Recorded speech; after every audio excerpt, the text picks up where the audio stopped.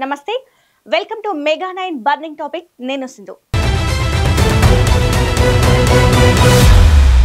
కుతంత్రాలు పన్నడంలో చైనా ముందు గుంటనక్క కూడా పనిచేయదేమో తనకు లాభం జరిగేలా ఎలాంటి కన్నింగ్ ప్లాన్ కైనా డ్రాగన్ దేశం సిద్ధమవుతుంది అందుకే భారత్ ఎప్పుడు ఆ దేశంతో కాస్త జాగ్రత్తగానే ఉంటుంది అయితే చైనా కన్ను ఇప్పుడు భారత్ ఉపయోగిస్తున్న రఫేల్ యుద్ధ విమానాలపై పడింది ఫ్రాన్స్ తయారు చేసిన రఫేల్ యుద్ధ విమానాలపై చైనా రహస్యంగా దుష్ప్రచారం చేస్తోందని ఫ్రెంచ్ గూఢచార సంస్థలు గుర్తించాయి. అసలు చైనా ఈ దుష్ప్రచారం ఎందుకు చేస్తోంది? దీని వెనుక చైనా లక్ష్యమేంటి? దీనివల్ల కలిగే నష్టమేంటి?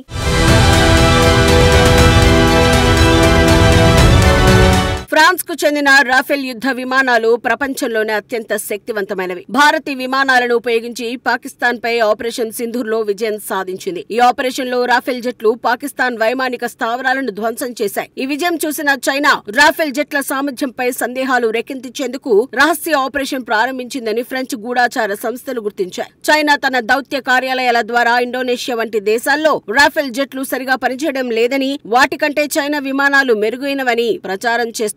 ఈ దుష్ప్రచారం ద్వారా రఫేల్ జెట్ల అమ్మకాలు తగ్గేలా చేసి చైనా తయారు చేసిన జెట్లను ప్రోత్సహించాలని చైనా భావించింది. ఈ విషయం ఫ్రాన్స్ రక్షణ మంత్రిత్వ శాఖ దృష్టికి వచ్చింది. దీనిపై వారు తీవ్ర ఆందోళన వ్యక్తం చేశారు.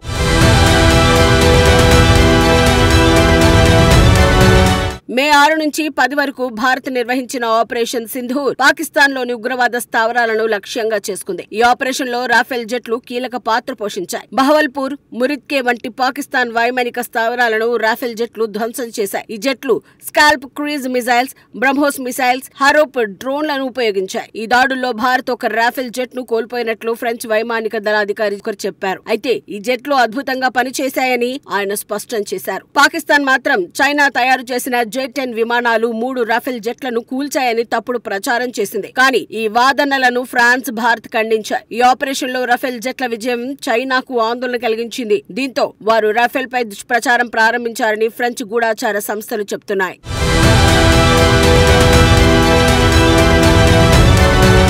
రాఫెల్ జెట్లు ఫ్రాన్స్ రక్షణ పరిశ్రమలో ఒక మైలురాయి. ఈ జెట్లను Bharat, Egypt, Qatar, UAE, Indonesia వంటి దేశాలు కొనుగోలు చేశాయి. ఇప్పటి వరకు డసాల్ట్ ఏవియేషన్ 500కు పైగా రాఫెల్ జెట్లను అమ్మింది. ఈ జెట్లు ఆధునిక సాంకేతికత, శక్తివంతమైన ఆయుధాలతో ప్రపంచంలో గుర్తింపు పొందాయి. చైనా మాత్రం తన J-10, J-35 వంటి యుద్ధ విమానాలను అమ్మేందుకు ప్రయత్నిస్తోంది. కానీ వీటికి అంతర్జాతీయంగా పెద్దగా ఆదరణ లేదు. రాఫెల్ జెట్ల విజయం చైనా విమానాల అమ్మకాలకు ఆటంకంగా మారింది. దీంతో చైనా తన దౌత్య కార్యాలయాల ద్వారా రాఫెల్ జెట్ల సామర్థ్యంపై సందేహాలు రేకెత్తించి ఇండోనేషియా వంటి దేశాలను రాఫెల్ కొనకుండా ఆపేందుకు ప్రయత్నిస్తోంది. అయితే రాఫెల్ జెట్లను చైనా లక్ష్యంగా చేసుకోవడం వల్ల ఫ్రాన్స్ రక్షణ పరిశ్రమ, దాని సాంకేతిక ఆధిపత్యం దెబ్బతినే అవకాశం ఉంది. చైనా ఈ దుష్ప్రచారంలో భాగంగా సోషల్ మీడియాలో నకిలీ వీడియోలు, AI ఆధారిత కంటెంట్ ను కూడా ఉపయోగించిందని ఫ్రెంచ్ అధికారులు ఆరోపిస్తున్నారు.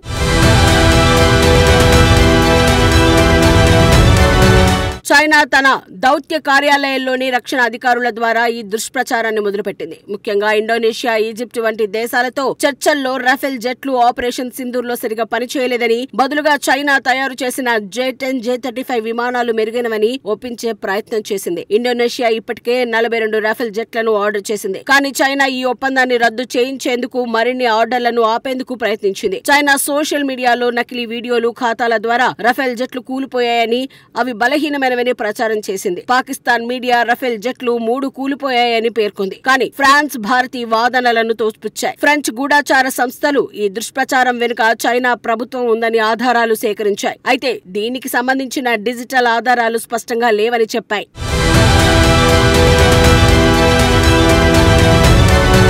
చైనా దుష్ప్రచారం వల్ల రాఫెల్ జెట్ల అమ్మకాలపై పెద్దగా ప్రభావం పడలేదని ఫ్రెంచ్ అధికారులు చెబుతున్నారు. కానీ ఈ ప్రచారం ఫ్రాన్స్ రక్షణ పరిశ్రమపై ప్రశ్నలు లేవనెత్తింది. రాఫెల్ జెట్లు ఫ్రాన్స్ సైనిక, సాంకేతిక ఆధిపత్యానికి చిహ్నం. ఈ జెట్లను దెబ్బతీయడం ద్వారా ఫ్రాన్స్ అంతర్జాతీయ ప్రతిష్టను, దాని రక్షణ ఎగుమతులను దెబ్బతీయాలని చైనా చూసింది. ఇండోనేషియా వంటి దేశాలు రాఫెల్ జెట్లపై ఆసక్తి చూపిస్తున్నప్పటికీ చైనా దుష్ప్రచారం వల్ల కొన్ని సందేహాలు కలిగాయి. అయితే భారత్, ఫ్రాన్స్ ఈ దుష్ప్రచారాన్ని ఖండించాయి. రాఫెల్ జెట్ల సామర్థ్యాన్ని స్పష్టం చేశాయి.